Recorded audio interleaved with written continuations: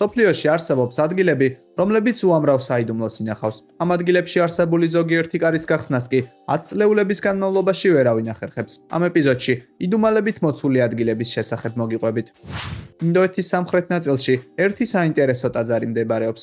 ის დაახლოებით 1500 წლის წინ აშენდა. საუკუნეების განმავლობაში ეს ტაძარი იმ მნიშვნელოვან რელიგიურ ცენტრად იქცა, რომელსაც ყოველწლიურად უამრავი მომლოცველი სტუმრობდა. თუმცა ტაძრის პოპულარობა მხოლოდ მისი ისტორიითა და არქიტექტურით არ შემოიფარგლება. ამ ადგილის მთავარი საიდუმლო მიწისქვეშაა დამალული. ტაძრის მიწისქვეშა ნაწილში 6 დიდი ზომის ოთახი მდებარეობს. თითოეული მათგანი ლათინური ასოებითაა აღნიშნული. ყოველი ოთახის წინ მძიმელი თონის კარია დამონტაჟებული, რომელთა გახსნაც წარმოუდგენლად რთულია. დიდი ხნის განმავლობაში ამ სათავსოების რეალური დანიშნულება უცნობი იყო. თუმცა 2011 წელს ხელისუფლებამ სარდაფების გახსნა გადაწყვიტა. რკინის 5 მძიმე კარის უკან წარმოუდგენელი განძი იმალებოდა, რომელთა საერთო ღირებულებაც დაახლოებით $1 ტრილიონი იყო. მიუხედავად იმისა, რომ სპეციალისტებმა 5 კარის გახსნა მოახერხეს, მე-6 ოთახი ხელუხლებელი დარჩა. ამ იდუმალებით მოცული ოთახის შესახებ კი უამრავი თეორია წარმოიშვა. ზოგიერთი თვლის, რომ კარი უძველესი შელოცვით არის დაცული და მისი გაღება მხოლოდ მას შეუძლია, ვისაც განსაკუთრებული უნარები აქვს. თუმცა ლეგენდის თანახმად,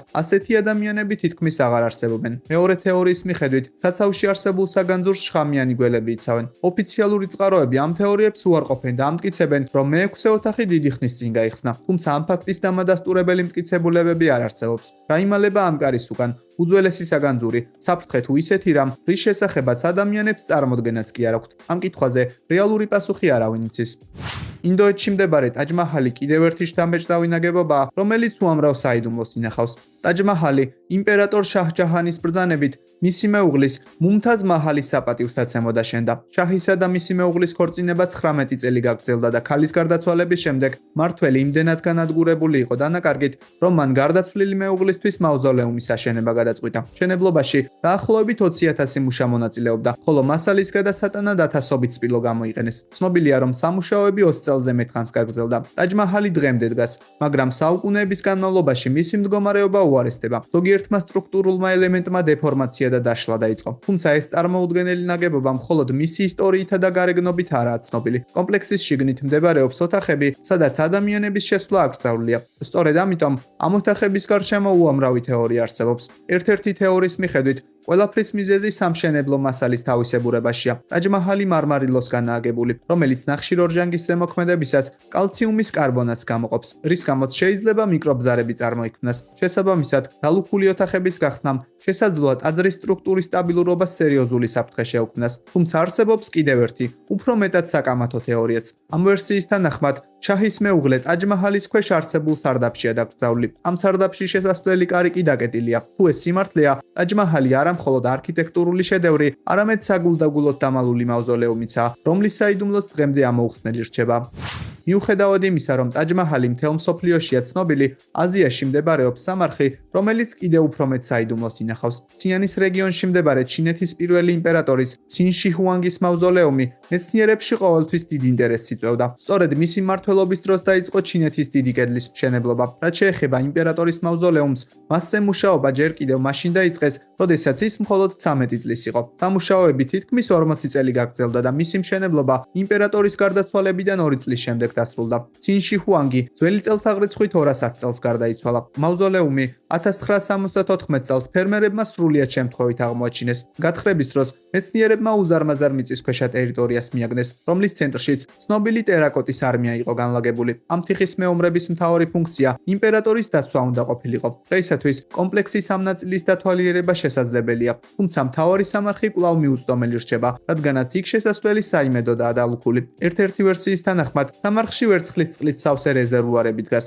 ითვლება, რომ სამარხის გახსნის შემთხვევაში ტოქსიკურმა ორთქლმა შესაძლოა კომპლექსს და მის მიმდებარე ტერიტორიებს სერიოზული საფრთხე შეუქმნას. 21 საუკუნეშიც კი კვლევარებს არ აქვთ ისეთი ტექნოლოგია, რომლის დახმარებითაც ისინი შესასვლელის გახსნას და სამარხის დათვალიერებას ყოველგვარი რისკის გარეშე შეძლებენ. სწორედ ამიტომ მავზოლეუმის ძირითადი ნაწილი ადამიანებისთვის მიუწვდომელი რჩება. რა იმალება ზუსტად ამ კარის უკან უცნობია, თუმცა შესაძლებელია, რომ ჩინეთის პირველი იმპერატორის ნეშტის გარდა სამარხში ძვირფასი ნივთები და მნიშვნელოვანი არტეფაქტები ინახებოდეს.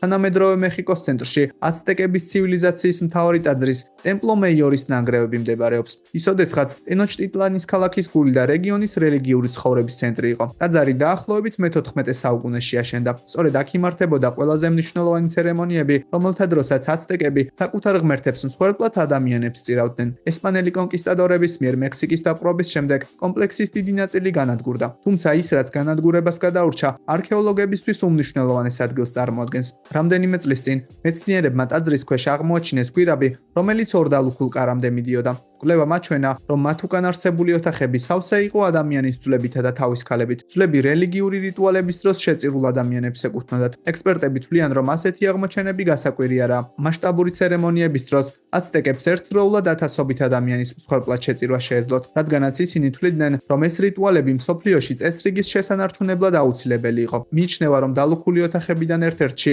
შესაძლოა აცტეკების მმართველის მონტესუმას სამარხი იმალებოდეს. თუმცა კომპლექსში მრავალი ხაფანგი აღმოაჩინეს და კარის გახსნა დღემდე ვერავინ შეძლო. იდუმალი ადგილები არა მხოლოდ უძველეს ტაძრებსა და მივიწყებულ სამარხებში, არამედ ისეთ ადგილებშიც გვხვდება, სადაც მათ ყველაზე ნაკლებად ველთ. ერთ-ერთი ასეთი ადგილი კანადის პროვინცია ალბერტაში მდებარე სასტუმრო ბამპ სპრინგსია. სასტუმროს ყოველწლიურად უამრავი ადამიანი სტუმრობს, თუმცა მიუხედავად ამისა, კომპლექსში არსებული 873 ნომერი ზოგიერთ ადამიანში დღესაც კი წარმოუდგენელ შიშს იწვევს. ოფიციალურად სასტუმროს ეს ნომერი დახურულია. მისი დახურვის მიზეზად კი ის უცნაური და მოუხსნელი მოვლენები სახელდება, რომელთა შესახებაც სასტუმროს მეპატრონეებს საუბარი არ უყვართ.